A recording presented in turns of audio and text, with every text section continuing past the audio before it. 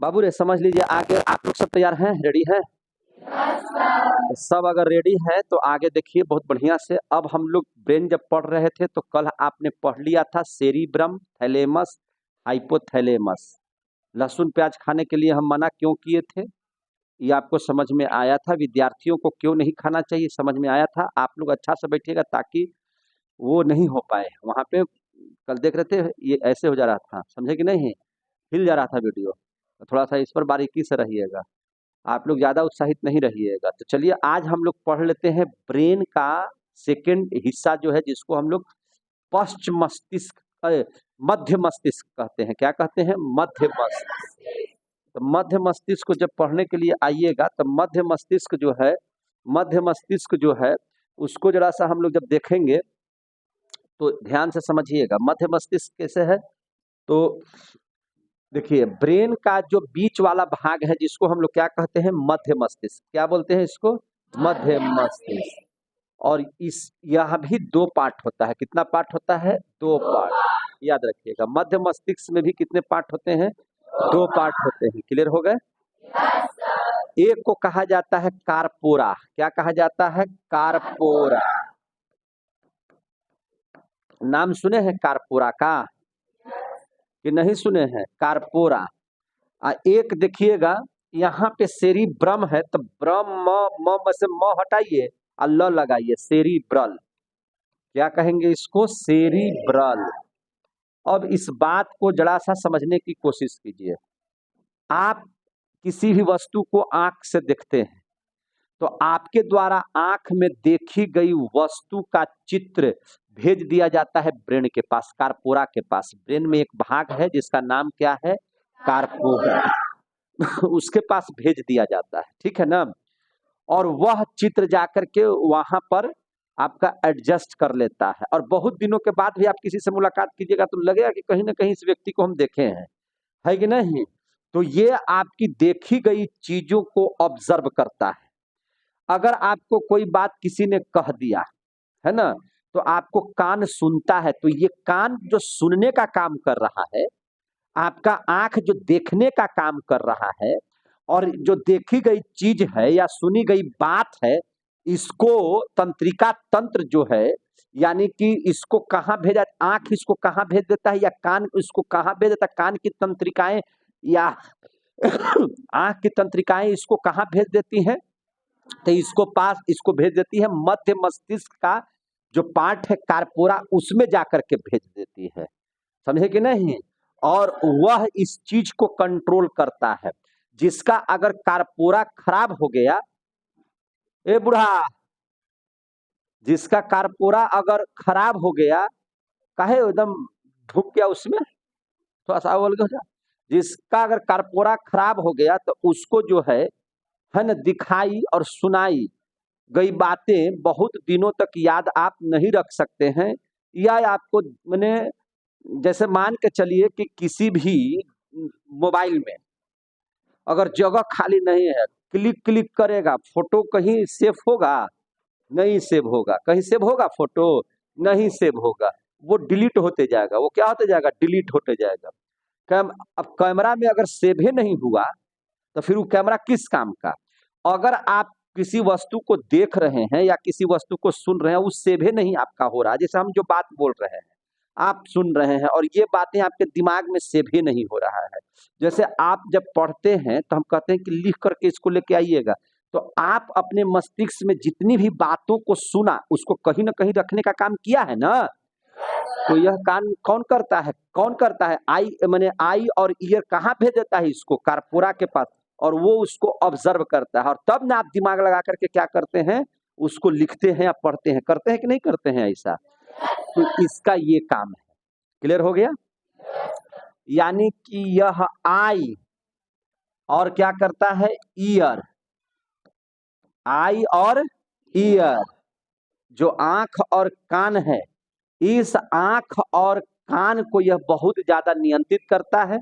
और अगर किसी का कारपोरा सही से काम नहीं कर रहा है तो यह दोनों पर इफेक्ट आएगा और ये दोनों आपका काम करना बंद कर देगा। ना आंख काम करेगा, ना ईयर काम करेगा। क्लियर हो गया? इसके बाद है आपका सेरिब्रल। क्या काम है? सेरिब्रल। तो आप देखिए सेरिब्रल जो है एक तरह से ब्रेन जब बिजी होता है, जब ब्रेन व्यस्त होता है, जब ब्रेन किसी एक काम को करने में व्यस्त होता है तो उसके बाद शरीर के अंदर में जितनी क्रियाएं होती हैं उसको कौन संभालता है? तो उसको संभालता है स्पाइनल कोड, है ना। और स्पाइनल कोड जब संभालता है, इसीलिए स्पाइनल कोड को हम लोग ब्रेन का एक भाग समझते हैं, मैंने दूसरा ब्रेन उसको कहते हैं। स्पाइनल कोड को क्या कहते हैं? दूसरा ब्रेन। क्योंकि देखिए तंत्रिका 31 जोड़ा जो तंत्रिका तंत्र होता है ना, तो यह तंत्रिका तंत्र क्या करता है? पूरे मैसेज को, संवेदना को ग्रहण कौन कर लेता है? Spinal cord. और स्पाइनल कोड जो है हम लोगों को पश्च मस्तिष्क के रास्ते, है ना, ब्रेन को देता है। किसको देता है? ब्रेन को। और अगर ब्रेन किसी एक काम में मैंने व्यस्त है, ब्रेन अगर आप दूसरी जगह लगाए हुए हैं तो उसके बाद जितना जैसे काम होगा वह काम कौन करेगा? स्पाइनल कोड करेगा। डिसीजन कौन लेगा? Spinal cord. क्या भाई? तो हमारा, है ना, बॉस जो है से बिजी है दूसरे काम में, तो जो काम है से हमको दीजिए। तो यह एक तरह से ब्रेन का सहायक अंग, यानी कि ब्रेन माने स्पाइनल कोड को कनेक्ट करता है किसके साथ? स्पाइनल कोड को कनेक्ट करता है किसके साथ? ब्रेन के साथ। या ब्रेन को कनेक्ट करता है किसके साथ? स्पाइनल कोड के साथ, है कि नहीं? यह इसका काम है किसका? सेरिब्रल का। यह असिस्टेंट की तरह काम करता है ना। स्पाइनल कोड क्या करता है? अरे भैया ब्रेन की अनुपस्थिति में ही नहीं काम करता है, पूरा का पूरा डिसीजन तो ब्रेन को लेना है। पूरा डिसीजन किसको लेना है? ब्रेन को लेना है। और ये ब्रेन क्या करता है? तो ब्रेन क्या करता है? कनेक्ट करता है किससे? स्पाइनल कोड से। कनेक्ट टू स्पाइनल कोड, समझे कि नहीं? यह ब्रेन और स्पाइनल कोड के बीच में संबंध स्थापित करता है। कौन? सेरिब्रल। क्लियर हो गया? Yes sir. यह क्या करता है ना? ब्रेन और स्पाइनल कोड। स्पाइनल कोड को ही हम लोग क्या कहते हैं? दूसरा ब्रेन, दूसरा दिमाग, है कि नहीं? तो स्पाइनल कोड, ब्रेन और स्पाइनल कोड के बीच क्या करता है ना? संबंध को स्थापित करता है। संबंध को स्थापित करता है, जोड़कर स्थापित करता है, जोड़ कर रखता है इन दोनों को। इन दोनों को जोड़ करके रखता है। इन दोनों को क्या करता है? जोड़ कर रखता है। जोड़कर रखता है, एक दूसरे के साथ कनेक्ट रखता है ना। और ब्रेन के बिजी होने पर पूरा का पूरा भार सेरिब्रल, है ना, अरे पूरा का पूरा भार स्पाइनल कोड ले लेता है। तो इन दोनों के बीच में सामंजस्य बना रहे, इसके लिए किसकी जरूरत पड़ती है? सेरिब्रल की। मध्य मस्तिष्क का एक भाग है सेरिब्रल, जो इन दोनों के बीच में संबंध को स्थापित करता है। क्लियर हो गए? अब हम लोग आते हैं किसमें? पश्च मस्तिष्क में। किसमें आते हैं? पश्च मस्तिष्क। तो याद रखिएगा, ध्यान से समझिएगा। पश्च मस्तिष्क, पश्च मस्तिष्क को देखिए ध्यान से। पश्च मस्तिष्क भी दो तरह का होता है, इसमें भी दो पार्ट होते हैं। पश्च मस्तिष्क बहुत इंपॉर्टेंट है। पश्च मस्तिष्क क्या है? बहुत इंपॉर्टेंट। और पश्च मस्तिष्क इसलिए भी बहुत इंपॉर्टेंट है कि बाबू रे, ये पीछे वाले साइड में होता है। कहाँ होता है? पीछे में। और आप लोग देखते हैं कि सब बहुत लोग कहते होंगे कि ब्रेन में पीछे किसी को नहीं मारना चाहिए। सुने हैं कि नहीं सुने हैं ऐसा? क्यों? जरा इस बात को समझ लीजिएगा। किस बात को? तो आप समझ लीजिए पहले पश्च मस्तिष्क के बारे में। जो पश्च मस्तिष्क होता है यह और अन्य मस्तिष्क की तुलना में कमजोर होता है। यह क्या होता है? कमजोर पार्ट है। और कमजोर होने की सबसे बड़ी वजह इसकी क्या है कि आप जहां पर देख रहे हैं पीछे जो बाल आपका है, यहाँ पर एक हॉल होता है। क्या होता है? हॉल।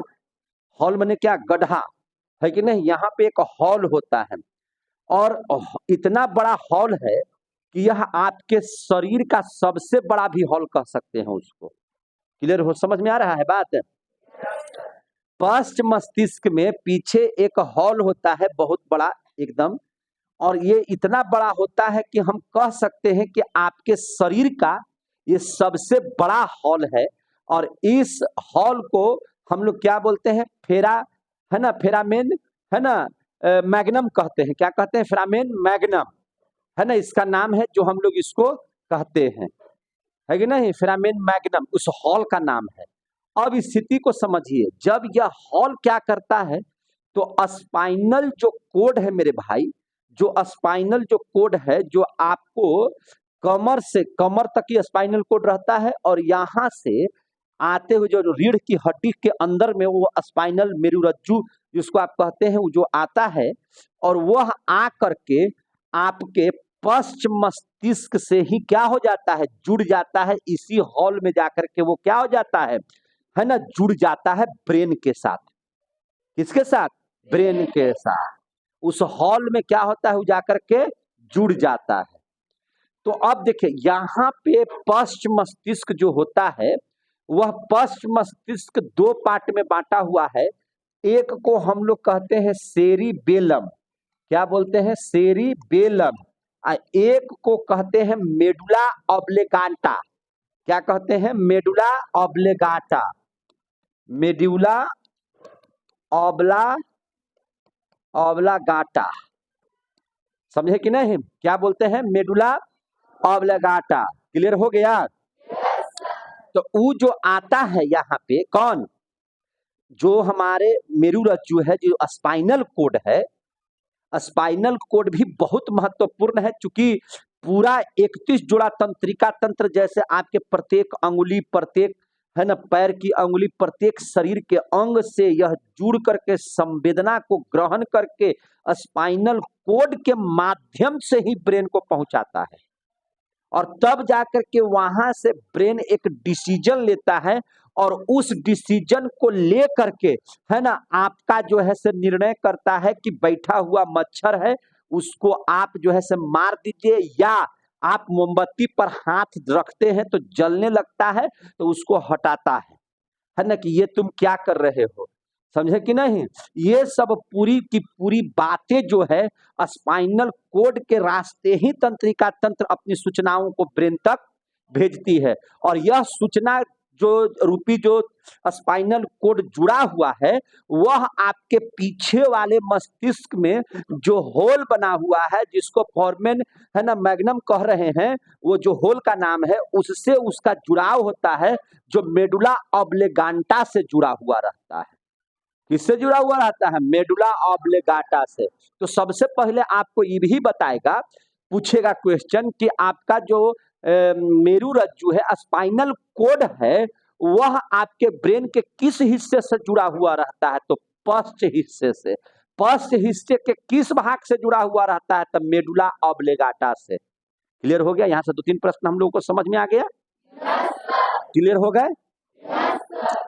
और अब जहां पे ब्रेन खुद मेडुला ऑब्लिगाटा को जोड़ रहा है, अरे मेडुला ऑब्लिगाटा के माध्यम से स्पाइनल कोड को जोड़ रहा है, तो वह तो महत्वपूर्ण होगा।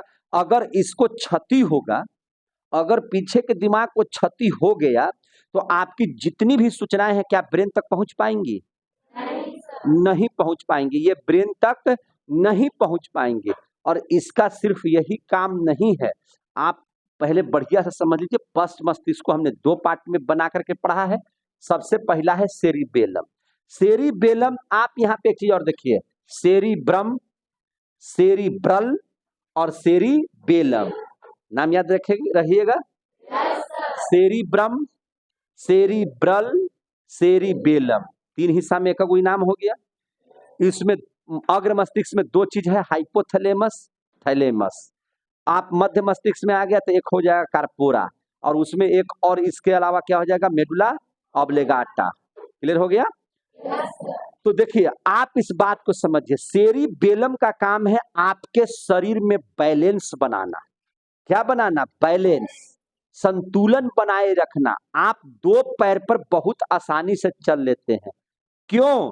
क्योंकि आपके दिमाग का, आपके ब्रेन का जो सेरिबेलम है, वह सही से काम कर रहा है। समझे कि नहीं?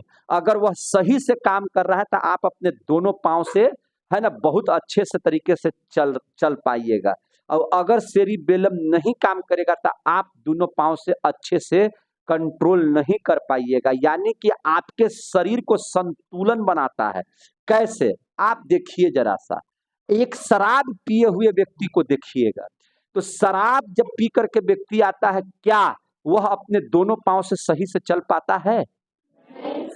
डगमगाइत रहता है, मार देंगे, फाड़ देंगे, गर्दा गर्दा मचा देंगे, है कि नहीं? करता है कि नहीं करता है? पैर रखेगा ना, एकदम देखिएगा कैसे पैरवा रखेगा, एकदम खूब बढ़िया से संभल करके उठाएगा, पहले इतना बड़ा, और नली फाने के फेरा में नलिये में हचाक से चल गया, नाक मुंह पड़ गए। तो अब बताइए, शराब पीने से उसका सेरिबेलम क्या हो गया? गड़बड़ा गया। सेरिबेलम डिस्टर्ब हो जाता है शराब पीने से, याद रखिएगा। तो शराब जैसे ही पीजिएगा तो सेरिबेलम क्या हो जाएगा? डिस्टर्ब।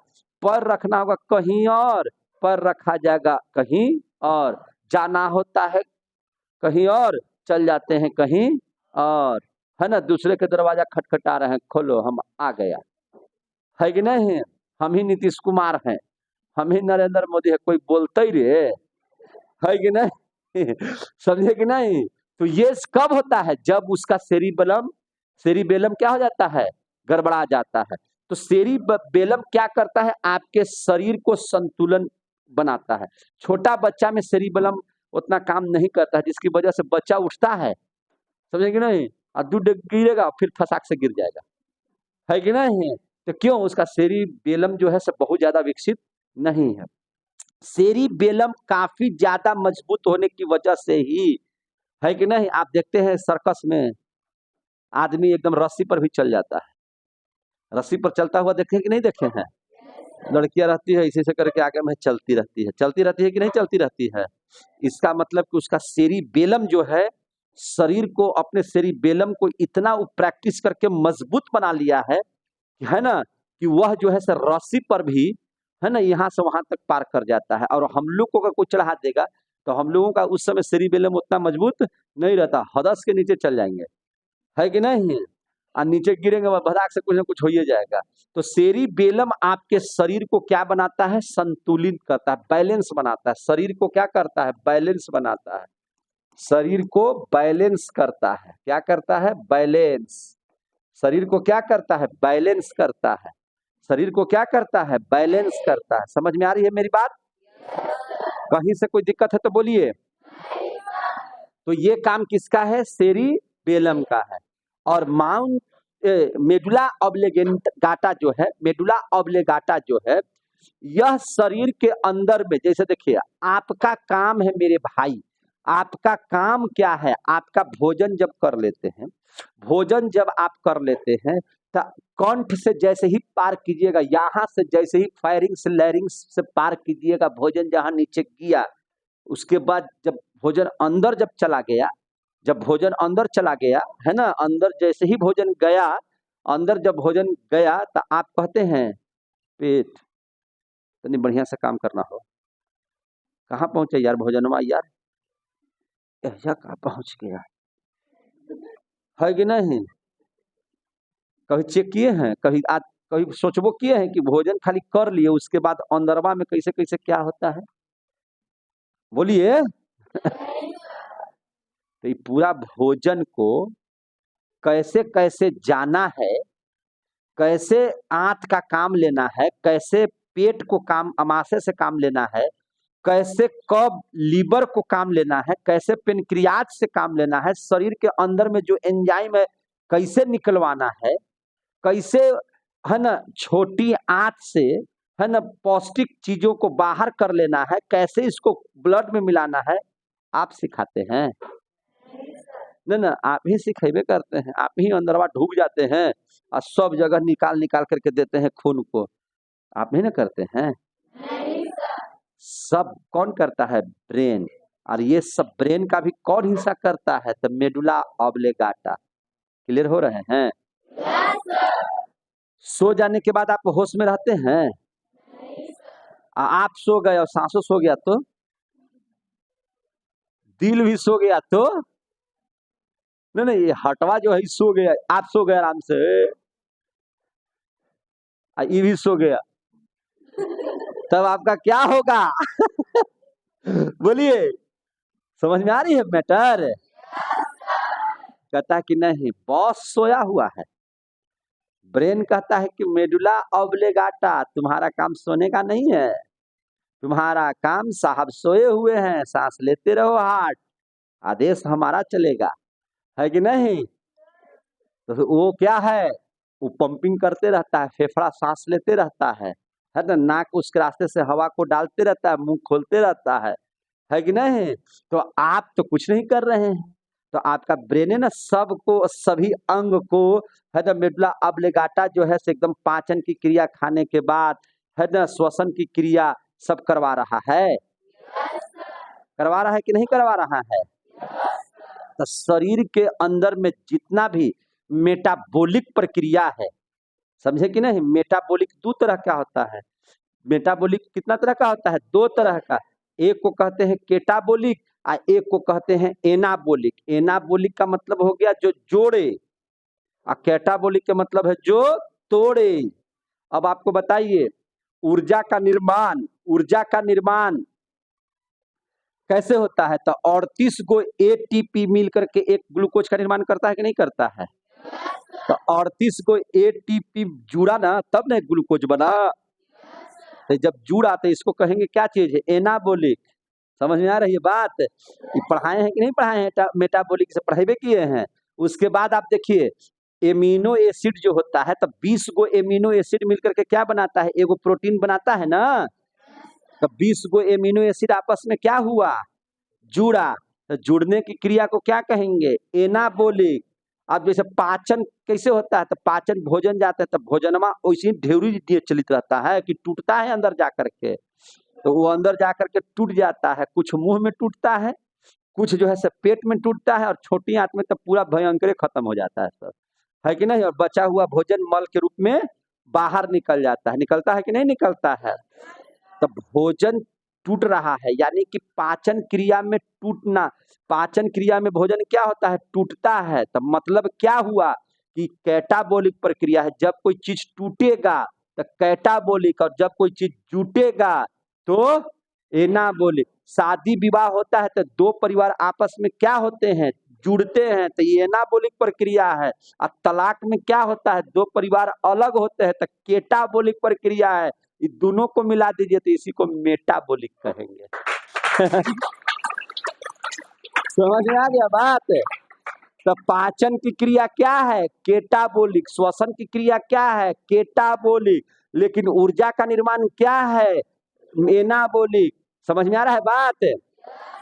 प्रोटीन का निर्माण क्या है, एनाबॉलिक। आई दोनों को एक में मिला दीजिए तो इसी को क्या कहेंगे, मेटाबॉलिक। तो पूरा मेटाबॉलिक प्रक्रिया को ध्यान समझिएगा, मेटाबॉलिक प्रक्रिया को कौन संभालता है, मेडुला ऑब्लिगेंटा, है ना।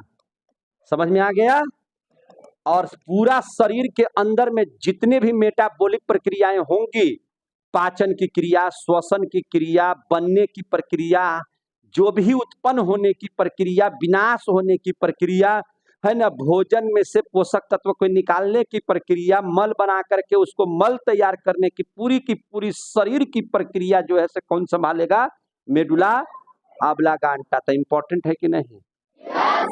कभी कभी व्यक्ति जब एक्सीडेंट करता है और माथे पर जब चोट लग जाता है पीछे साइड में, तो उसका मेडुला ऑब्लिगांटा क्या हो जाता है, फेल। क्या हो जाता है, फेल। और जब आप एक्सीडेंट किए और पीछे अगर चोट लग गया तो आपका मेडुला ऑब्लिगांटा जब फेल कर गया, तो मेडुला ऑब्लिगांटा क्या कर रहा था, पचा रहा था भोजन को। तो अभी जब फेल कर जाएगा तब पचेगा। तो तुरंत भर में आप देखिएगा जो एक्सीडेंटल व्यक्ति होता है वह उल्टी करने लगता है, अगर चोट ज्यादा लग जाएगा, माने ई जहाँ क्षतिग्रस्त हुआ तो भोजन को पचने नहीं देगा। ब्रेन उसको कुछ बता ही नहीं रहा है, वो पेट को बता ही नहीं रहा है, अमाशय को बता ही नहीं रहा है, पेनक्रियाज को कुछ कह ही नहीं रहा है, वो लीवर को कुछ बता ही नहीं रहा है, वो छोटी आंत को बड़ी आंत को कुछ कर ही नहीं रहा है। तो उस स्थिति में भोजन आपका पचता नहीं है और उल्टी हो जाती है। तो कहते हैं ना कि चोटवा लगने से इसको उल्टी हो रहा है, तो समझ लीजिए कि मेडुला ऑब्लिगांटा इसका डिस्टर्ब हो गया है। समझे कि नहीं। या कभी कभी आदमी सांस नहीं ले पाता है, यहाँ चोट लगेगा तो सांस नहीं ले पाएगा, क्योंकि श्वसन की भी क्रिया कौन करता है, मेडुला ऑब्लांगाटा आपके शरीर के अंदर में, इसी के आदेश से फेफड़ा काम करता है, इसी के आदेश से हार्ट आपका काम करना शुरू करता है, समझे कि नहीं। और ये आदेश दे ही नहीं रहा है, तो ये आदेश क्यों नहीं दे रहा है, तो ये क्षतिग्रस्त हो चुका है। इसलिए एक्सीडेंट जब होता है और अगर किसी व्यक्ति को पीछे कर डिस्टर्ब हो गया तो वह व्यक्ति उल्टी कर देता है, वह व्यक्ति को सांस लेने में प्रॉब्लम होता है, उसकी आंखें बाहर निकल जाती है, वह व्यक्ति मर जाता है। समझ में आ रही कि नहीं बात आ रही है। और सेरिबेलम भी उसका डिस्टर्ब हो जाता है, इसीलिए आप उसको उठाइएगा ना तो उठ नहीं पाएगा, आप उसको उठाइएगा उठिए नहीं पाएगा, आप पर लदा जाता है कि नहीं एक्सीडेंट में आदमी। क्योंकि जैसे ही आपको पीछे चोट लगेगा सेरिबेलम उसका फ्यूज उड़ गया है ना, मेडुला ऑब्लांगाटा उसका उड़ गया, यानी कि आपका पश्च मस्तिष्क उड़ गया, और उड़ गया तो अब जो है वो काम नहीं कर रहा, तो काम नहीं कर रहा तो आपको उठना भी चाहिएगा तो उठ नहीं पाइएगा, सांस लेना चाहिएगा तो सांस नहीं ले पाइएगा, उल्टी हो जाएगा और आपकी मृत्यु हो जाएगी। समझ में आ रही है बात ना।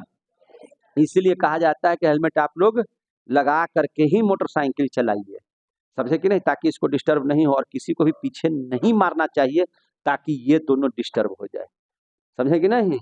और यहाँ सबसे कमजोर पार्ट है, यहाँ पे क्या है सबसे कमजोर पार्ट, एक तो गड्ढा है तो इसी कमजोर हो गया है कि नहीं, और दूसरा में पीछे साइड में है तो इसी ही कमजोर हो गया, आगे है तो इतनी में बर्दाश्त करता है, ढाई लड़ा दीजिए, नारियलो ढेर आदमी फोड़ लेता है एकरा से, है कि नहीं। लेकिन पीछे से नारियल फोड़े देखे हैं, हचाक से मार करके, वो जहाँ फोड़ा बस वो अपने फूट जाएगा, समझ में आ गई बात।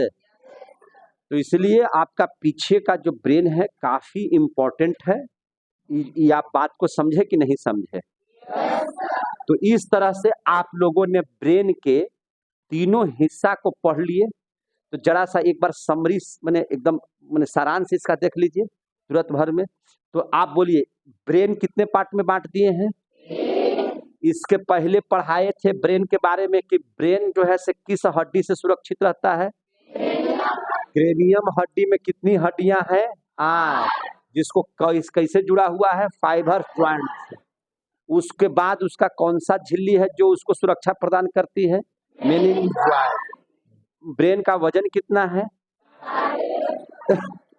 इसमें कितने तरह के सेल पाए जाते हैं, कौन कौन, गैलियल सेल है ना। 2 न्यूरॉन के बीच में जो खाली जगह होता है उसको क्या कहते हैं, सिनेप्स, और उसमें क्या भरा हुआ रहता है, सोडियम। एक माने न्यूरॉन्स क्या करता है, संवेदना को भेज देता है दूसरे न्यूरॉन्स में, किसके माध्यम से, तो बीच में क्या है, सोडियम, उसके माध्यम से। इसे पढ़ा दिए हैं ना। अब ब्रेन कितना हिस्सा है, जोर से बोलिए कौन कौन, अग्र मस्तिष्क कितने हिस्से में बटा है, कौन कौन, सेरिब्रम क्या करवाता है आपके ब्रेन में, यादाश्त को बढ़ाता है, जिज्ञासा उत्पन्न करता है ना, मेमोरी पावर है, जैसे आपके मोबाइल में मेमोरी पावर है, यही आपका सेरिब्रम मेमोरी पावर है। यानी कि आप सेरिब्रम मजबूत है तो आप पढ़ने में अच्छे हैं, कमजोर है तो आप कमजोर हैं भैया। थैलेमस बाहरी वातावरण के है ना, अब बाहरी वातावरण का आभास कराता है, ठंडा हो गर्मी हो है ना, थुराइल कुचाइल पिटाइल हो, इस सब का है ना। साइकिल पर से गिर गया है, हाथ टूट गया है, तो ये सब कौन है, थैलेमस। ये सब का आभास क्या कराएगा, थैलेमस। कहीं पिटा उटा करके है, नाक मुंह फुला करके तो क्या बताएगा, थैलेमस। हाइपोथैलेमस भीतरी एहसास कराता है, जैसे भीतरिया दर्द, जलन, भूख, प्यास, पसीना, ये सब किस कौन करवाता है, हाँ, पेशाब वगैरह सबका अनुभूति कराना कौन कराता है, हाइपोथैलेमस। मध्य मस्तिष्क के कितने पार्ट, 2 पार्ट, कौन कौन, कार्पोरा किसका कंट्रोलिंग करता है, और सेरिब्रल ब्रेन और स्पाइनल कोड के बीच में संबंध स्थापित करता है। और पश्च मस्तिष्क 2 भाग में कौन कौन, सेरिबेलम क्या करता है, और मेडुला ऑब्लांगाटा मेटाबॉलिक प्रक्रिया समझ में आ गया, पाचन क्रिया है ना, श्वसन क्रिया, प्रोटीन का निर्माण, जितना भी शरीर के अंदर में जो प्रक्रियाएं होती हैं सब कोई ना कोई मेटाबॉलिक ही है, कोई कैटाबॉलिक है, कोई एनाबॉलिक है, उसको क्या करती है, संभालती हैं। ब्रेन का सबसे कमजोर हिस्सा, उसमें जो हॉल है उसका नाम, बोलिए बोलिए बोलिए, जोर से बोलिए। फेरामेन मैग्नम, है ना? क्या नाम है इसका? फेरामेन मैग्नम, है ना? याद रहेगा ना? और वह शरीर का सबसे बड़ा हिस्सा है। आपका स्पाइनल कोड किससे जुड़ा हुआ रहता है? बस मस्तिष्क से। किस भाग से? मेडुला ऑब्लांगेटा से। समझ में आ गया बात है? सबसे बड़ा मस्तिष्क का भाग माने कौन सा भाग? सेरिबल। कितना परसेंट? 66%। समझ में आ गया ब्रेन? आगे बढ़े। अब हम लोग जरा सा देख लेते हैं स्पाइनल कोड को। क्या देख लेते हैं? Spinal cord. समझ में आ रही है बात? अब क्या देख लेते हैं? स्पाइनल कोड को। समझे कि नहीं? यह ब्रेन के बिजी रहने पर काम करता है। स्पाइनल कोड में यहाँ और ब्रेन में कितना जोड़ा तंत्रिका तंत्र है? 12। कितना? 12। और स्पाइनल कोड में कितना है? 31। समझ में आ रहा है बात ना? तो यहां से अब ध्यान आप लोग दीजिए जरा सा, बहुत बढ़िया से। यहां से ध्यान दीजिए आप लोग। क्या ध्यान दीजिएगा? तो जरा स्पाइनल कोड को देख लीजिए और सीखने का प्रयास कीजिए, है कि नहीं? स्पाइनल कोड को देखिए और सीखने का प्रयास कीजिए।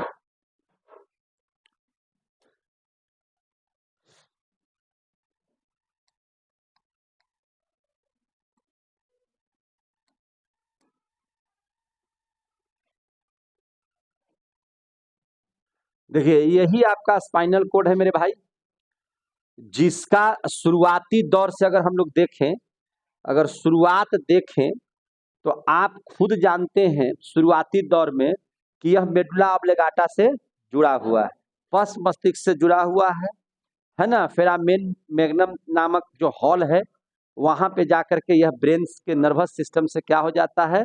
जुड़ जाता है। ये आप लोग जान गए कि नहीं जान गए?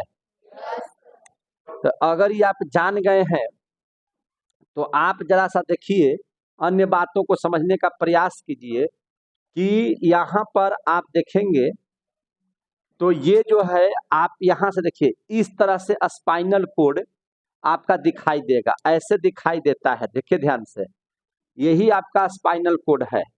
और यह जो स्पाइनल कोड है इसका लिखावट पूरा एकदम स्पष्ट नहीं आ रहा है। चलिए इसको देख लेते हैं।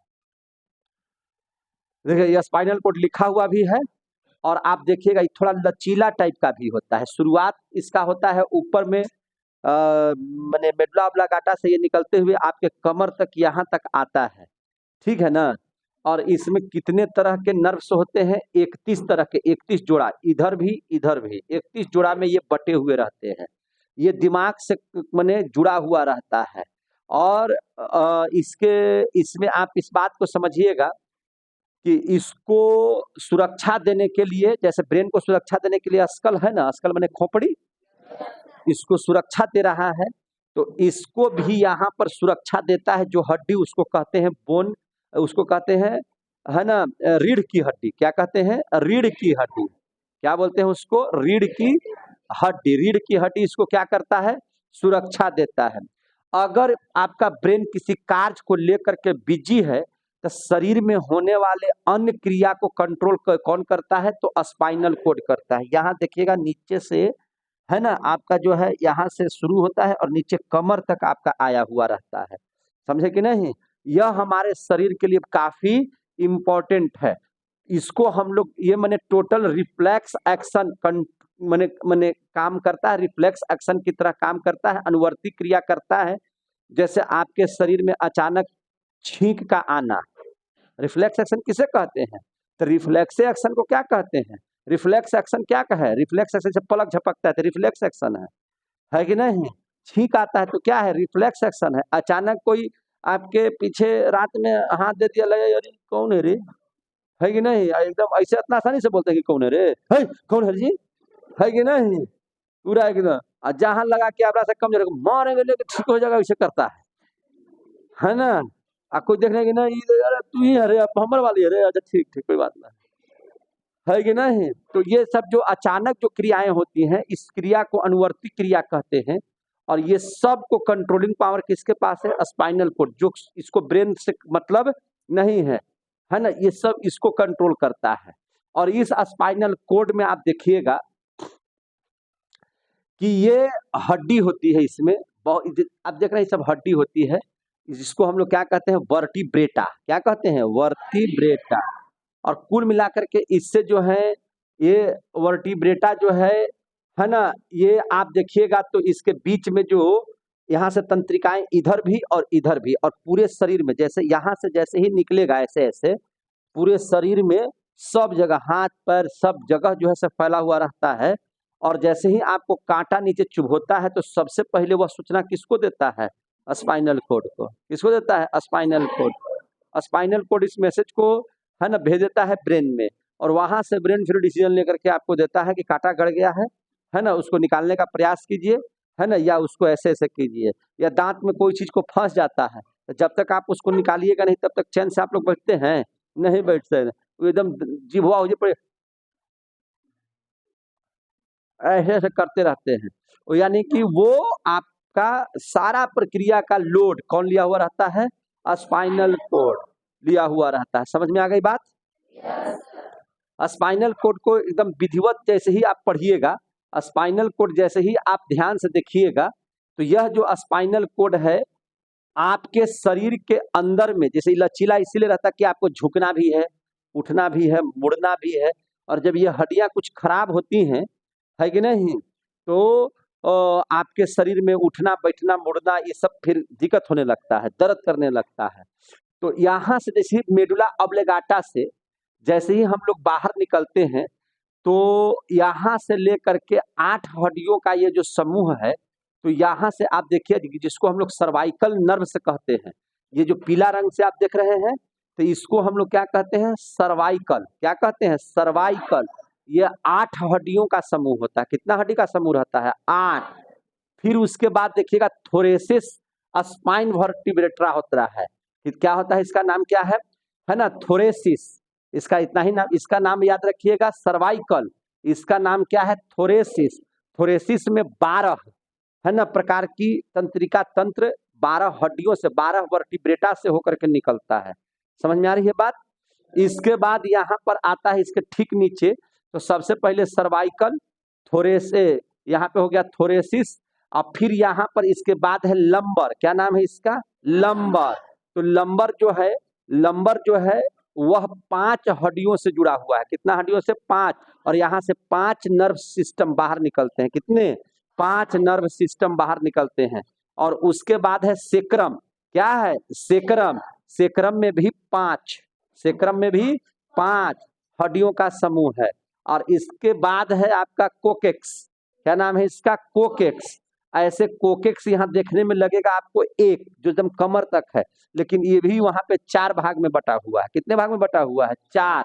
तो अब आप देखिए, तो यहाँ पर जो है सर्वाइकल वह 8, थोरेसिस 12, तो 12 हुआ 8, 20। अब यहाँ पर देखिए, यहाँ पर आप देख सकते हैं लंबर और सैक्रम दोनों को आप देखिएगा, तो लंबर और सैक्रम दोनों 5-5 हड्डियों से जुड़ा हुआ है। तो यानी कितना हो जाएगा? 10। तो आप बताइए 12, 8, 20 और 10, 30। आप नीचे देख रहे हैं किसको? कॉकेक्स को। तो कॉकेक्स जो है वह कितना हड्डी से जुड़ा हुआ है? 4 हड्डी से है, लेकिन है एक। तो मान के चलिए कि यहाँ चारों मिलकर के एक नर्व्स को बाहर निकाल दिया, तो टोटल मिलाकर के कितने जोड़ा नर्व्स बाहर निकल गए?